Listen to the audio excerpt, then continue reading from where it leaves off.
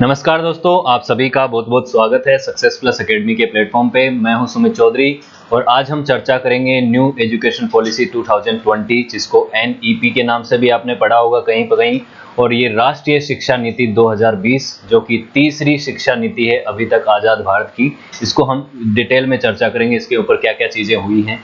अभी रिसेंटली देखो, भारत में अभी तक 3 शिक्षा नीति आई हैं। एक आई थी 1968 में इंदिरा गांधी के टाइम पे, एक आई थी 1986 में राजीव गांधी के टाइम पे, और जिसमें कुछ संशोधन किए गए थे 1992 में नरसिम्हा राव जी की सरकार में। यानी कि ये जो पहले की दोनों शिक्षा नीतियां आई हैं ये कांग्रेस की सरकार में आई हैं, और तीसरी जो शिक्षा नीति है ये अभी बीजेपी की सरकार में आई है 2020 में।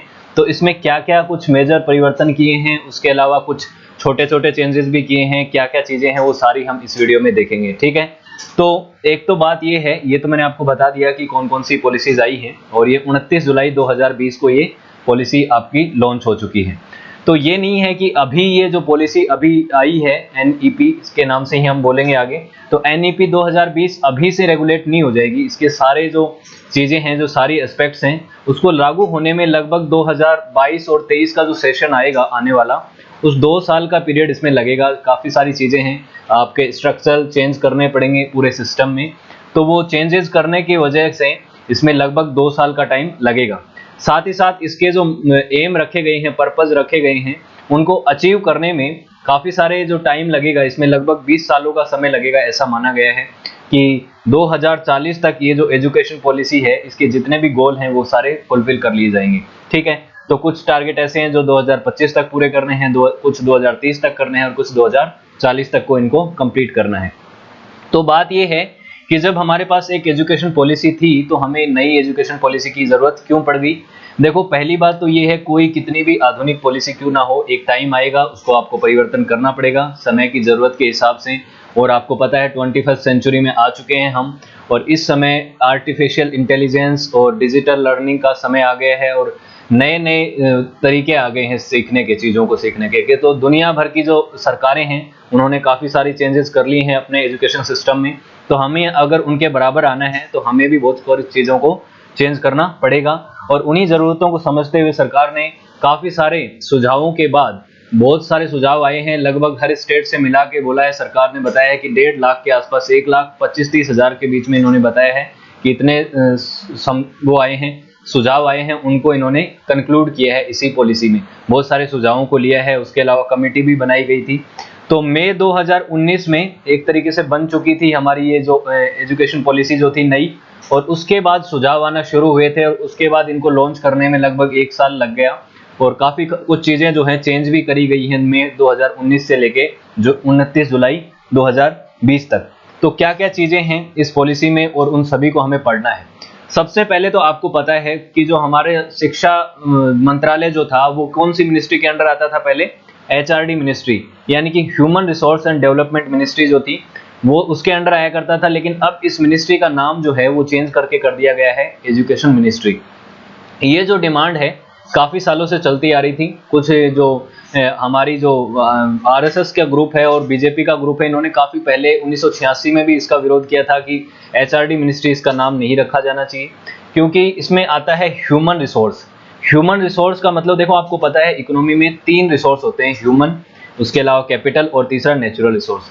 तो लोगों का मानना है कि भारतीय संस्कृति में हम इंसान को एक संसाधन के रूप में नहीं देखते, कैपिटल और नेचुरल रिसोर्स से आप ह्यूमन को उसमें ना लेके जाइए। तो इसीलिए इन्होंने इसका नाम करके अभी फाइनली ये डिमांड जो है उसको मान लिया गया है, और एजुकेशन मिनिस्ट्री इसका नाम रख दिया गया है, शिक्षा मंत्रालय। ठीक, उसके बाद बात आती है कि एजुकेशन सेक्टर में अब जीडीपी का 6% खर्च किया जाएगा, जो कि पहले लगभग 1.7 खर्चा किया जा रहा था। अभी पिछले कुछ सालों का अगर एवरेज निकालें आप, तो आ रहा था 1.7%। ऐसा है नहीं है कि ये टारगेट पहली बार रखा गया है। 1986 की जो पॉलिसी है, 92 की जो पॉलिसी है, उसमें भी यही रखा गया था कि 6% जीडीपी का हम खर्च करेंगे, लेकिन ये टारगेट कभी अचीव नहीं हो पाया।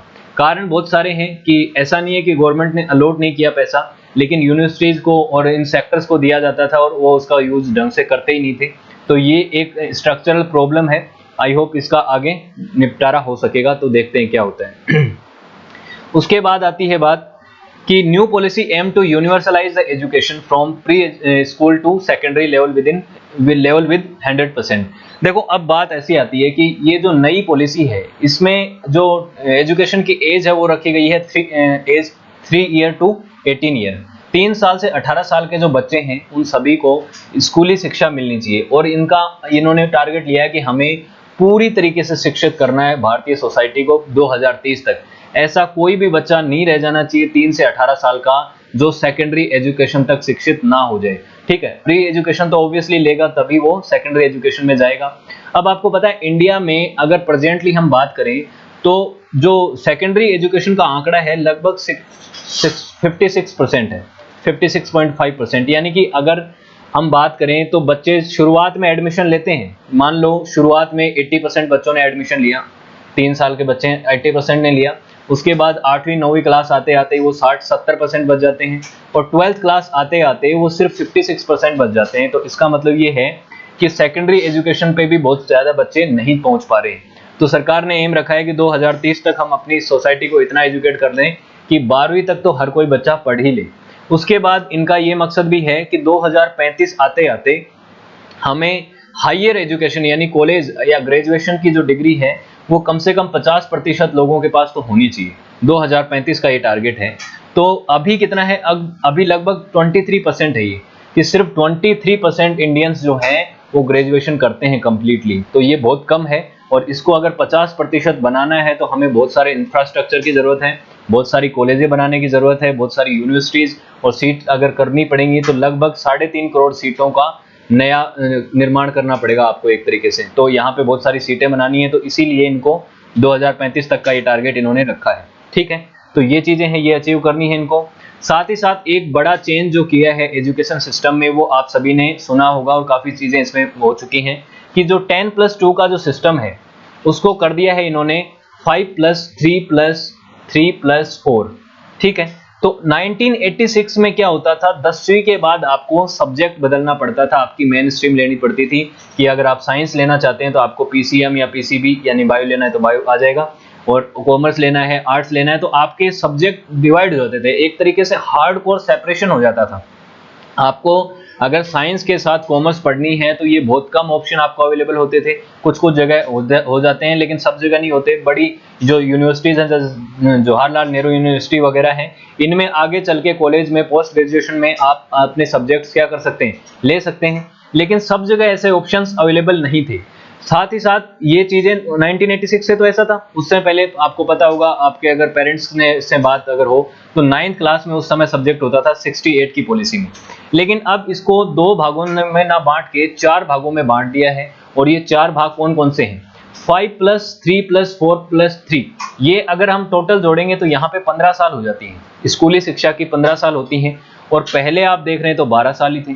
तो इसका मतलब ये नहीं है कि अब स्कूलों में क्लासेस बढ़ा दी हैं कि 12-15 साल में एजुकेशन होगी, वो पहले भी हो रही थी, लेकिन सरकारी स्कूलों में ऐसा नहीं हो रहा था। अगर आप प्राइवेट स्कूल में पढ़ते हैं अभी भी आपको पता है एलकेजी, यूकेजी, केजी ये सब होते हैं, यानी कि प्री स्कूल का जो सिस्टम है प्ले स्कूल से लेके वो होता है।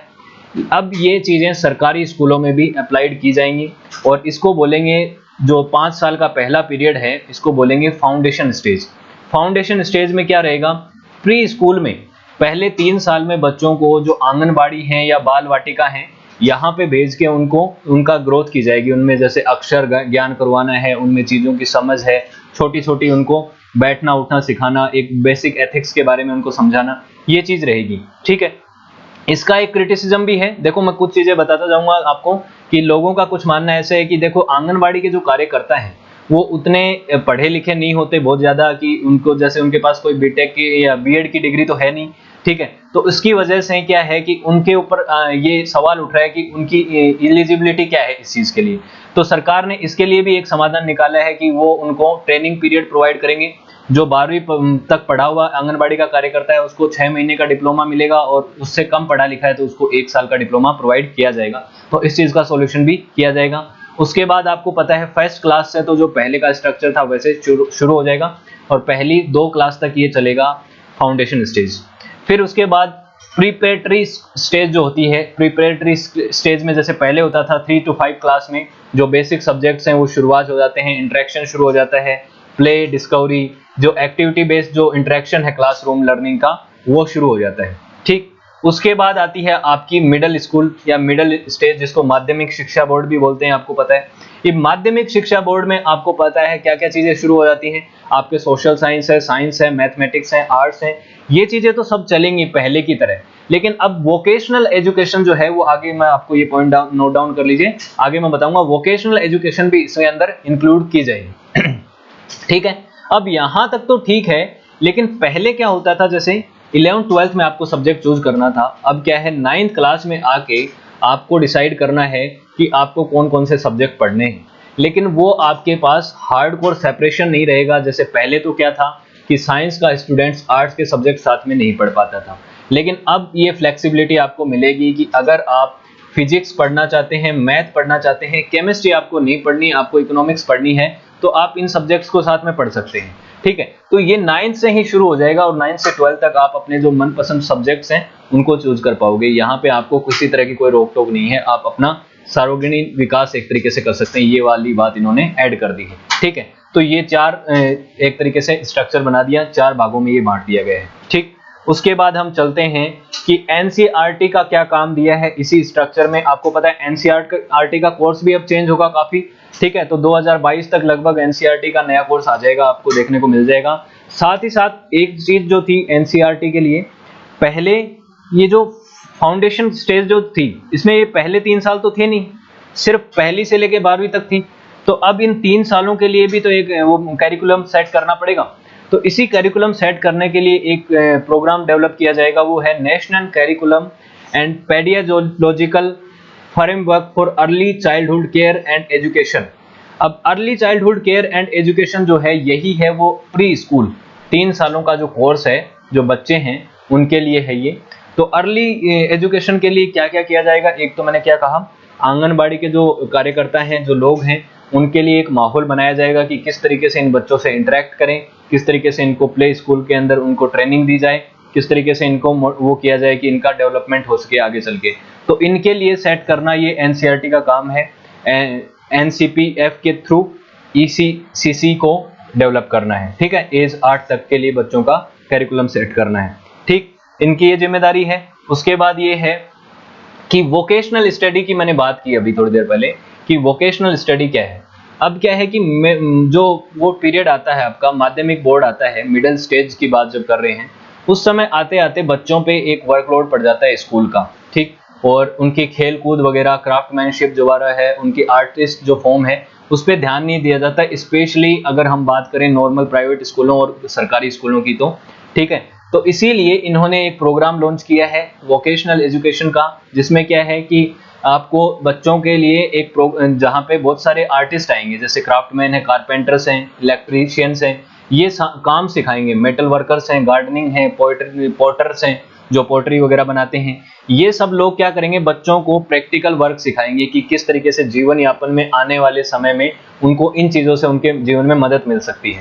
तो 6 से 8 साल के बच्चों में शुरुआत से ही, 6 से 8 साल नहीं, 6 से 8वीं क्लास के बच्चे जो हैं, 6ठी से 8वीं में, इनमें यहाँ पे ये प्रोग्राम शुरू किया जाएगा।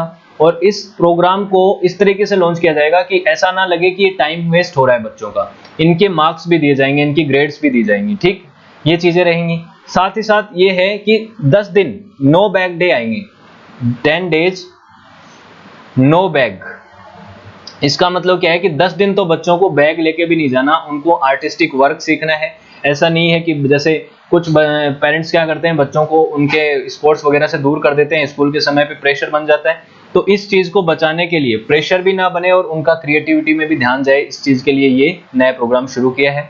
और 2025 तक सरकार का ये उद्देश्य है कि लगभग 50% जो लर्नर्स हैं वो ये वोकेशनल एजुकेशन की जो चीजें हैं उनमें पार्टिसिपेट करें, और साथ ही साथ वोकेशनल कोर्सेज जो हैं उनको ऑनलाइन मोड में भी प्रोवाइड किया जाएगा। तो ये चीजें रहेंगी। ठीक, उसके बाद आती है कि साइन लैंग्वेज के बारे में। अब आपको पता है मूक बधिर जो बच्चे होते हैं, डिसेबिलिटी के साथ, जो बोल नहीं सकते, सुन नहीं सकते, उनके लिए साइन लैंग्वेज के लिए अच्छे से प्रमोट किया जाएगा कि NIOS जो है, national institute for open schooling, ये जो ओपन स्कूलिंग का कॉन्सेप्ट है, इसके थ्रू बहुत सारे जो मूक बधिर बच्चे हैं उनको मेन स्ट्रीम में जोड़ने के लिए टेक्नोलॉजी का इस्तेमाल करते हुए हमें क्या करना है, इस साइन लैंग्वेज को डेवलप करना है, साथ ही साथ अपने बच्चों को जो पढ़ लिख नहीं सकते, बोल सुन नहीं सकते, उनको ये लैंग्वेज का डेवलपमेंट करना है। ठीक है, तो इसमें भी गवर्नमेंट ध्यान दे रही है इन बच्चों के लिए भी। ठीक, उसके बाद है minimum qualification for teaching 4 year integrated BEd degree. ये चीज जो है ये एक नई चीज है। पहले क्या होता था आपको पता है, जैसे 12th की, उसके बाद 3 साल का ग्रेजुएशन किया, बीए बीएससी जो भी किया, बीकॉम, उसके बाद 2 साल में आपको क्या करना पड़ता था, बीएड करना पड़ता था। अब चीजें बदल गई हैं। अब क्या है कि आप 3 साल का बीएड ये करके और 2 साल ना लगा के आप क्या करें, 12वीं के पास अगर आपने डिसाइड कर लिया है कि आपको आगे टीचिंग लाइन में जाना है, तो आप 4 साल का इंटीग्रेटेड बीएड कोर्स कर सकते हैं। यानी कि आपकी बीएससी भी हो जाएगी, इधर बीए भी हो जाएगी, साथ में बीएड भी हो जाएगी। तो 5 साल की बजाय आपको यहाँ पे 4 साल ही लगेंगे। तो ये टीचर्स को वो करने का तरीका हो गया, रिक्रूट करने का एक नया तरीका हो गया। ठीक है, तो इसको सेट किया गया है 2021 के बाद, और 2030 तक आपको ये चीजें जो हैं वो ढंग से रेगुलेट होने लग जाएंगी। ठीक है, और 2030 तक बाद में मिनिमम क्वालिफिकेशन जो है यही रहेगी। इसके बाद इससे कम क्वालिफिकेशन नहीं चलेगी। ठीक है, कुछ जगह कुछ स्टेट्स में अभी तक ऐसे चलती है। फिर बात आती है HECI की। HECI क्या है, higher education commission of India. Higher education commission of India क्या है, ये एक रेगुलेटिंग बॉडी बनाई जाएगी, जो कि पहले की जो बॉडी है जैसे यूजीसी वगैरह हैं और मल्टीपल बॉडीज जो थी उनको रिप्लेस करके एक ही बॉडी के नीचे सारी यूनिवर्सिटी जो है वो रेगुलेट हो जाएंगी। पहले क्या होता था, अलग अलग जगह पे, यूपी में अलग है, बिहार में अलग है, मध्य प्रदेश में, राजस्थान में अलग है, काफी सारी बॉडीज थी। यूजीसी एक बड़ी बॉडी थी जो नेशनल लेवल पे काम कर रही थी। लेकिन अब क्या है कि सारी यूनिवर्सिटीज को एक ही नीचे लाने पे, एक ही अम्ब्रेला के नीचे लाने के लिए मकसद से ये हायर एजुकेशन कमीशन लाया गया है। ठीक है, और इसके अंदर सिर्फ मेडिकल और लीगल एजुकेशन जो है, जो हमारा होता है आपको लॉयर्स की एजुकेशन जो होती है LLB वगैरह, उनको छोड़ के बाकी सारे जो सेक्टर्स हैं वो इसी के अंदर आ जाएंगे। कॉमर्स, आर्ट्स, आपकी टेक्निकल, ये सारे एक ही के अंदर आ जाएंगे। ठीक है, सॉरी। उसके बाद बात आती है कि इसके भी कुछ वो हैं इंडिपेंडेंट कंपोनेंट्स हैं। उनमें से है एक national higher education regulatory council जो है रेगुलेशन के लिए, जनरल एजुकेशन काउंसिल जो है वो है स्टैंडर्ड सेटिंग्स के लिए, हायर एजुकेशन ग्रांट्स जो है वो है फंडिंग के लिए, फंडिंग कहाँ से उठानी है, और नेशनल एक्रीडिटेशन काउंसिल जो है ये है मान्यता वगैरह देने के लिए कि किस यूनिवर्सिटी को, किस कॉलेज को कैसे मान्यता देनी है, उसके नॉर्म सेट करने के लिए। ठीक है, ये चीज है। अब बात आती है various new provisions for childrens with disabilities. जो बच्चे डिसेबिलिटीज हैं, जिनमें अलग अलग टाइप की, कोई मुख है, कोई बधिर है, कोई सुन नहीं सकता, कोई देख नहीं सकता, तो उनका अगर हमें डेवलपमेंट करना है, उनका भी विकास करना है, वो भी आगे चल के अपना खुद के लिए कमा सकें, खुद को एबल समझ सकें, उसके लिए सरकार उनके लिए क्या कर रही है, तो उनके लिए भी कुछ ऐसे नॉर्म सेट किए जाएंगे, कुछ ऐसे जगह सेट की जाएंगी, जैसे कि है बाल भवन, और कुछ है जैसे सामाजिक चेतना केंद्र जो कि पहले से बने हुए हैं। इनमें इन बच्चों के लिए अकोमोडेशन है, असिस्टेंटिव डिवाइस हैं, टेक्नोलॉजी बेस्ड टूल्स हैं, और अदर सपोर्टिव मैकेनिज्म के थ्रू इनको एजुकेट किया जाएगा। जो भी बच्चे की नीड है उसके हिसाब से उसको एजुकेट करने के लिए जो जो टूल्स चाहिए, जिस लेवल की टीचर्स को ट्रेनिंग चाहिए, वो सब प्रोवाइड करने के लिए एक यहाँ पे भी फंडिंग जारी की जाएगी। और बाल भवन और सामाजिक चेतना केंद्र हर डिस्ट्रिक्ट में बनाए जाएंगे। हर डिस्ट्रिक्ट में ये बनाने का इनका टारगेट है आने वाले 2025 तक। ठीक है, ये इनका टारगेट रहता है। ठीक, उसके बाद है 3 लैंग्वेज इन अर्ली एजुकेशन। अब ये बात इंपॉर्टेंट है और इसके ऊपर कुछ चीजें हैं, कुछ कंट्रोवर्सीज हैं, कुछ बातें हैं जो समझनी है। सबसे पहली बात ये समझिए कि जो एजुकेशन है, शिक्षा जो है, ये संविधान की समवर्ती सूची में आती है। और समवर्ती सूची कौन सी है? 3 सूचियां होती हैं, आपको पता है, संघ सूची, उसके अलावा राज्य सूची, संघ सूची है, राज्य सूची है और समवर्ती सूची है। तो समवर्ती सूची का मतलब ये होता है जिस सूची में जिन चीजों के ऊपर, जिन सब्जेक्ट्स पे केंद्र सरकार और राज्य सरकार दोनों को अपने डिसीजन लेने का अधिकार होता है, दोनों उसके ऊपर कानून बना सकती है। तो शिक्षा एक समवर्ती सूची का विषय है, और समवर्ती सूची का विषय होने की वजह से ही यहाँ पे क्या है कि जो सरकार ने, केंद्र सरकार ने जो सूची ये जो बनाया है, नई एजुकेशन राष्ट्रीय शिक्षा नीति बनाई है, ये हर स्टेट इसको यूं का त्यों फॉलो करे ऐसा जरूरी नहीं है। बहुत सारे स्टेट्स अपने अकॉर्डिंग इसमें चेंजेस भी करेंगे, अपनी पॉलिसीज भी लेके आएंगे। हो सकता है काफ़ी सारी चीज़ों को मानने से वो मना कर दें। उसी चीज़ों में से एक ये है जिसके ऊपर कुछ कुछ विवाद भी चल रहा है, वो ये है कि अर्ली एजुकेशन में बच्चे को 2 से 10 साल की उम्र में, आपको पता है, अगर किसी भाषा को सिखाया जाए तो वो सबसे जल्दी सीखता है। तो उसी वजह से गवर्नमेंट ने कहा कि जब बच्चा छोटा हो उसी समय उसको कम से कम 3 भाषाओं का नॉलेज कराया जाए, 3 भाषाएं सिखाई जाएं, और 3 भाषाओं में 2 भाषाएं ऐसी हों, 3 में से 2 भाषाएं इंडियन हों और एक भाषा जो है वो फॉरेन लैंग्वेज हो सकती है। ये फॉरेन लैंग्वेज हो सकती है। अब फॉरेन लैंग्वेज में तो आपको पता है इंग्लिश भी आती है, तो इंग्लिश अगर आ गई फॉरेन लैंग्वेज में तो दूसरी फॉरेन लैंग्वेज नहीं आ सकती। जैसे आपको पता है ये फ्रेंच है, स्पेनिश है, ये सब चीज़ें नहीं बता सकते। लेकिन इसमें कोई हार्डकोर रोल नहीं है, आप चौथी भाषा ऐड कर दोगे तो आप फ्रेंच सिखा सकते हो, आपको कोई दिक्कत नहीं है। वो सरकार ने मना नहीं किया कि आप 2 फॉरेन लैंग्वेज नहीं सिखा सकते, आप 5 सिखाइए, कोई दिक्कत नहीं है। लेकिन अगर आप 3 ही फॉलो कर रहे हैं तो 3 में से 2 इंडियन होना जरूरी है। 2 इंडियन लैंग्वेज कौन सी होनी चाहिए? 8वीं शेड्यूल जो है, 8वीं अनुसूची जो है, उसके अंदर आपको पता है 22 भाषाएं हैं। उन 22 भाषाओं में से कोई भी ये 2 भाषाएं हो सकती हैं, जो स्टेट चाहे, जो रीजनल लैंग्वेज हैं उनमें से उन 2 को चूज कर सकता है। अब सरकार ने कहा ये चीज, तो बहुत सारे लोगों का इस पे विवाद आया। वो यहाँ पे नहीं आता है कि 3 लैंग्वेज सीखने में किसी को प्रॉब्लम नहीं है, यहाँ तो कोई दिक्कत नहीं है। लेकिन ये जब चीज आती है, यहाँ पे कुछ क्रिटिसिज्म है कि medium of instruction will be local और regional language at least at grade 5। क्या कहा है सरकार ने कि 5वीं क्लास तक तो कम से कम आपको अपनी रीजनल लैंग्वेज में ही सब्जेक्ट पढ़ाने चाहिए, 5वीं क्लास तक, और हो सके तो 8वीं तक पढ़ाइए, और उससे ज्यादा कर सकते हो तो बहुत अच्छी बात। तो सरकार का जो टारगेट है, मकसद है, वो क्या कहना चाह रहे हैं कि आप बच्चों को सबसे ज्यादा लोकल लैंग्वेज में पढ़ाइए, अपनी मदर टंग में पढ़ाइए। ठीक है, तो इसका मकसद क्या है? सरकार का कहना ये है कि अगर मदर टंग में पढ़ाया जाएगा तो वो इजीली होगा, इजीली लर्न कर सकता है बच्चा, एक तो समझ में आसानी से आएगा। दूसरी चीज ये रहेगी कि जो रीजनल लैंग्वेज है उसके प्रति बच्चों की जागरूकता रहेगी, उसको वो सीखेंगे और उसको छोड़ेंगे नहीं, वो लुप्त नहीं होंगी भाषाएं। ठीक है, उसके बाद इसका क्रिटिसिज्म जो है, इसका क्रिटिसिज्म जो लोग कर रहे हैं, उनका ये कहना है कि अगर बच्चे को आगे चल के जॉब करनी है, बच्चा आगे चल के कंपटीशन में आएगा, तो वहां पे तो उसको इंग्लिश मीडियम से काम करना पड़ेगा, उसको इंग्लिश करनी पड़ेगी। और आप सभी को पता है कि आप टेक्निकल स्टडी करना चाहते हैं, आगे चल के मेडिकल की पढ़ाई करना चाहते हैं, किसी भी तरह का प्रोग्रामिंग सीखना चाहते हैं, सारी की सारी इंग्लिश में ही आपको पढ़नी पड़ती है। तो इंग्लिश आपके लिए बहुत ही जरूरी लैंग्वेज हो गई है आने वाले समय के लिए, और अभी भी हो चुकी है। तो बहुत सारे लोगों का कहना है कि अगर यूनिवर्सल इंग्लिश कर दिया जाए, सबके लिए मीडियम इंग्लिश कर दिया जाए, तो ये बेटर रहेगा, ताकि लोगों के लिए बच्चे सब एक स्टेज पे रहेंगे।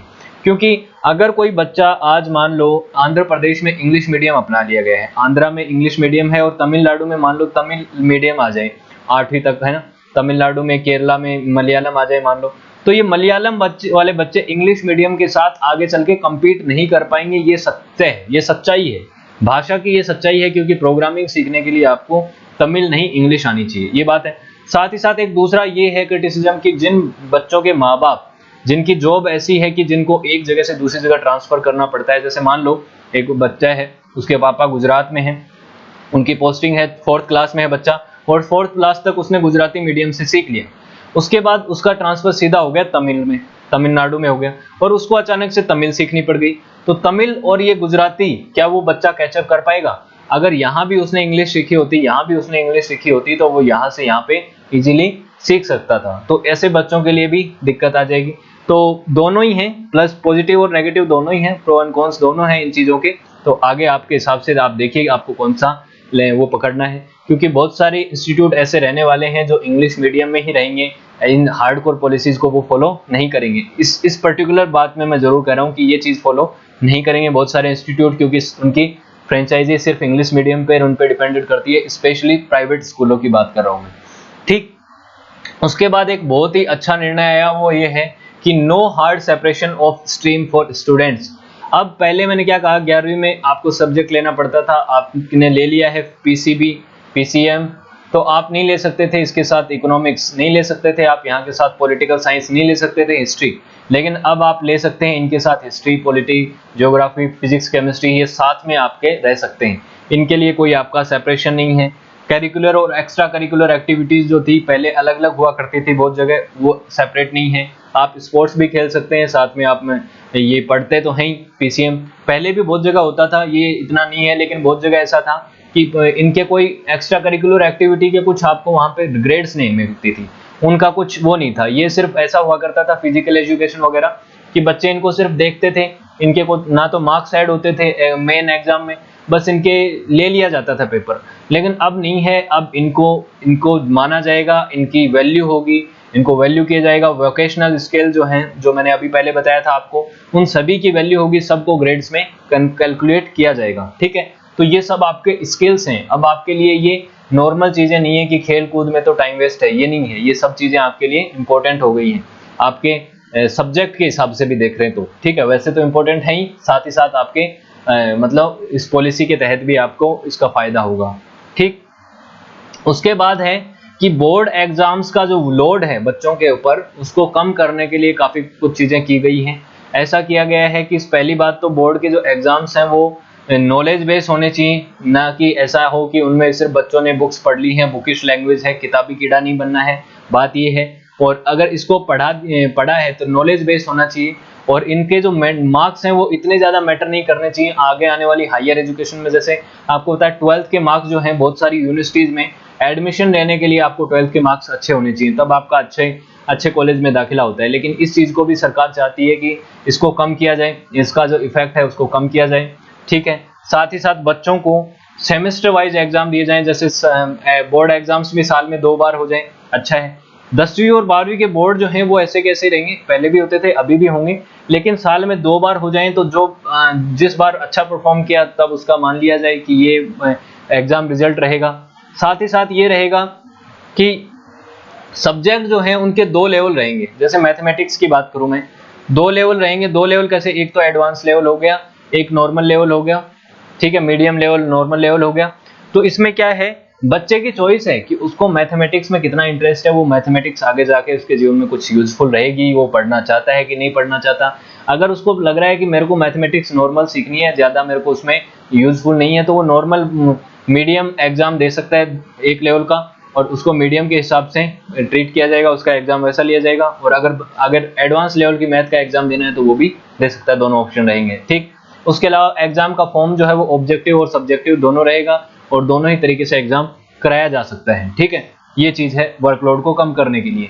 साथ ही साथ जो अप्रोच रहेगी रिपोर्ट कार्ड की, बच्चों का जो रिपोर्ट कार्ड तैयार होता था पहले सीधा होता था, आपको पता है, फिजिक्स का, केमिस्ट्री का, मैथ का आपने एग्जाम दे दिया, उसके बाद आपके एग्जाम से रिजल्ट आएगा और वही आपका एक फाइनल रिपोर्ट कार्ड है। उसमें ना कुछ ऐड होता था, ना कुछ भी नई चीजें नहीं थी। लेकिन अब 360 होलिस्टिक रिपोर्ट का मतलब ये है कि सारी चीजें उसमें ऐड होंगी। आपकी एक्स्ट्रा करिकुलर एक्टिविटीज जो हैं, आपने वोकेशनल सब्जेक्ट्स में क्या क्या किया है, क्या क्या चीजें आपने सही स्किल डेवलपमेंट किया है, साथ ही साथ जो आपके क्लासमेट्स हैं उसमें बच्चे भी आपको पॉइंट्स देंगे, तो मतलब स्टूडेंट को पॉइंट देगा, टीचर्स भी स्टूडेंट्स को पॉइंट देंगे। तो बहुत सारा एक तरीके से ऑब्जर्वेशन के बाद बच्चे को रिपोर्ट कार्ड तैयार होगा, सिर्फ और सिर्फ एक पेपर के बेस पे नहीं होगा, ओके। उसके बाद आती है बात हमारी हायर एजुकेशन के एंट्रेंस एग्जाम्स की, कि 12th के बाद आपको एंट्रेंस एग्जाम देना है, तो नेशनल टेस्टिंग एजेंसी को एक जिम्मेदारी सौंपी गई है कि आने वाले समय में जो भी कॉमन ब्रांच और कॉमन स्ट्रीम के स्टूडेंट्स हैं उनके लिए कॉमन एप्टीट्यूड टेस्ट लिया जाए, सबके लिए, सारे नेशनल लेवल के जो इंस्टीट्यूट हैं सबके लिए एक कॉमन टेस्ट हो, और उसमें बच्चे परफॉर्म करें, उसके हिसाब से उसको कॉलेज का मिले। ऐसा नहीं है कि जैसे आज के समय डीयू का अलग एग्जाम हो रहा है, दूसरे इंस्टीट्यूट का अलग हो रहा है, तीसरे इंस्टीट्यूट का अलग हो रहा है, ठीक है, ये चीज नहीं हो। साथ ही साथ जैसे आईआईटी है, एआईट्रिपल है, ये जो एग्जाम है सारे साइंस के एग्जाम है, तो साइंस के एग्जाम्स के लिए एक एग्जाम हो, आर्ट्स के एग्जाम्स के लिए सिर्फ एक एग्जाम हो, और कॉमर्स के लिए एक हो। हर स्ट्रीम वाइज एग्जाम हो जाए, ऐसा नहीं कि हर एक पर्टिकुलर यूनिवर्सिटी अपने हिसाब से एग्जाम ले रही है। हालांकि ये भी रिजिड नहीं है, ये एक ऐसा रहेगा कि जो प्राइवेट इंस्टीट्यूट्स हैं वो अपने अलग अलग इंडिविजुअल पेपर्स ले पाएंगे, लेकिन इनका मकसद ये है कि सबको एक ही स्टेज पे ला के टेस्ट लिया जाए, ठीक है।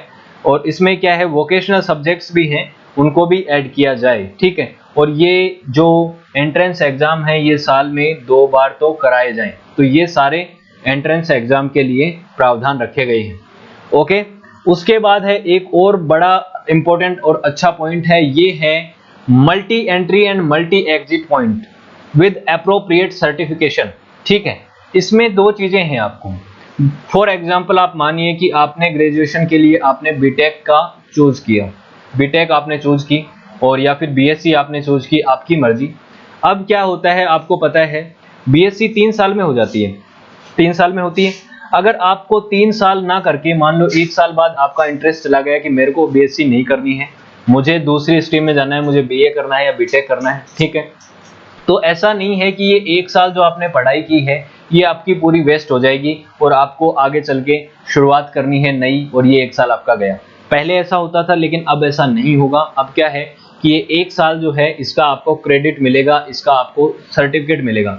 अगर आपने 1 साल पढ़ाई की तो आपको सर्टिफिकेट मिल जाएगा, 2 साल पढ़ाई की तो आपको डिप्लोमा मिल जाएगा एडवांस, 3 साल पढ़ाई की तो आपको पता है डिग्री मिलती है, डिग्री मिलती है।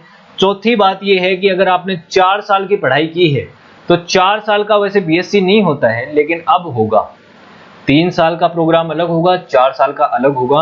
और 4 साल वाले में आपको एक रिसर्चर की भी यहाँ पे मिल जाएगा कि आपने बीएससी तो की है लेकिन साथ में रिसर्च भी किया है इस सब्जेक्ट में, ठीक। लेकिन फॉर एग्जाम्पल आप बीटेक कर रहे थे, आपने 2 साल बीटेक कर ली और 2 साल आपके बच गए, आपको किसी परिस्थिति की वजह से छोड़नी पड़ गई बीटेक, ठीक है। तो मान लीजिए 4 साल का आपका क्रेडिट स्कोर 100 था, 100 पॉइंट्स लेके आने थे आपको और आपने 50 का काम तो कर दिया। अब अगर आप 5 साल के लिए बीच में गायब भी हो गए कहीं पे, तो 5 साल तक ये 50 का जो स्कोर है ये आपके लिए वैलिड रहेगा और अपनी डिग्री को आप 5 साल बाद भी कंप्लीट कर पाओगे। तो ये क्या है, क्रेडिट ट्रांसफर है, ये क्रेडिट स्कोर का आपका स्टोरेज है। ये पहले नहीं होता था, अब होने लग गया है। मतलब ये चीज ऐसे रहेगी कि आप अपनी डिग्री में, आप अपनी मेन स्ट्रीम में वापस कभी भी आना चाहें तो आप उसको पूरा कर सकते हैं। ऐसा नहीं है कि आपने अधूरा छोड़ दिया कोई काम किसी परिस्थिति में और अब आप उसको कर ही नहीं पाए और आपके वो साल जो थे वो बर्बाद हो गए। इसीलिए एकेडमिक बैंक ऑफ क्रेडिट्स भी बनाया जाएगा, इसीलिए ताकि बच्चों के जो क्रेडिट्स ट्रांसफर हैं वो एक यूनिवर्सिटी से दूसरी यूनिवर्सिटी में ट्रांसफर किया जा सके या फिर बाद में समय आने पे उन क्रेडिट्स के हिसाब से उनको सर्टिफिकेट दिए जा सके या फिर वो डिग्री अपनी पूरी करना चाहे तो वो भी कर सकता है, ठीक। ये चीज रही। फिर है मल्टी डिसिप्लिनरी एजुकेशन सिस्टम। अब ये क्या है, ये है कि जैसे बहुत सारी यूनिवर्सिटीज हैं हमारी जो क्या है कि एक सब्जेक्ट बेस पे चलती हैं, एक स्ट्रीम बेस पे चलती हैं। जैसे आईआईटीज हैं तो यहाँ पे टेक्निकल स्टडीज कराई जाती हैं या इंजीनियरिंग कराई जाएगी, पीएचडी वगैरह कराई जाती हैं, लेकिन यहाँ आर्ट्स के सब्जेक्ट नहीं पढ़ाए जाते। यहाँ पे बहुत सारी आईआईटीज में अब शुरू हो गया है पिछले कुछ सालों में, ऐसा नहीं है मल्टी डिसिप्लिनरी एजुकेशन नहीं हुआ है, पर बहुत सारी ऐसी कॉलेज आपने सुनी है कि आर्ट्स कॉलेज है, कॉमर्स कॉलेज है, ऐसे ही जैसे ये कॉलेजेस हैं, आईआईएम वगैरह हैं, यहाँ पे सिर्फ एमबीए कराया जाएगा। तो ये चीज को गवर्नमेंट चेंज करना चाहती है, वो चाहती है कि सारी कॉलेज जो हैं वो सभी सब्जेक्ट्स को पढ़ाएं, सभी जैसे आर्ट्स के सब्जेक्ट भी आईआईटीज में पढ़ाए जाएं। आईआईटी में अगर कोई स्टूडेंट्स आर्ट्स वाला पढ़ना चाहता है तो वो भी पढ़े, उसके अलावा कॉमर्स वाला पढ़ना चाहता है तो वो भी पढ़े। तो इनको मल्टी डिसिप्लिनरी एजुकेशन बोलते हैं। ये चीज किया जाएगा रिसर्च यूनिवर्सिटीज में और इस चीज को प्रमोट करने में बहुत सारा समय लगेगा। हालांकि यहाँ पे सीट का रिक्रूटमेंट करना, टीचर्स लाना, नई वो बिल्डिंग्स बनाना, ठीक है, तो सारी चीजें इसमें समय लगेगा, लेकिन इसका ये मकसद है सरकार का कि इनको इनमें मल्टीपल डायरेक्शन में वर्क किया जाए, ठीक है। तो ये कुछ की पॉइंट्स थे और बहुत सारी चीजें हैं इसके साथ। जो और भी कुछ अपडेट आएगी हम उसका भी आपको अपडेट दे देंगे। और अगर आपको वीडियो अच्छा लगा और चीजें समझ में आई तो आप वीडियो को लाइक करें, शेयर करें और किसी भी तरह का कोई कमेंट सेक्शन में आप कुछ सजेशन देना चाहते हैं या कुछ डाउट है तो भी आप कमेंट सेक्शन में पूछ सकते हैं, बता सकते हैं और टेलीग्राम चैनल को भी ज्वाइन कर सकते हैं। Thank you so much, have a good day, see you next class.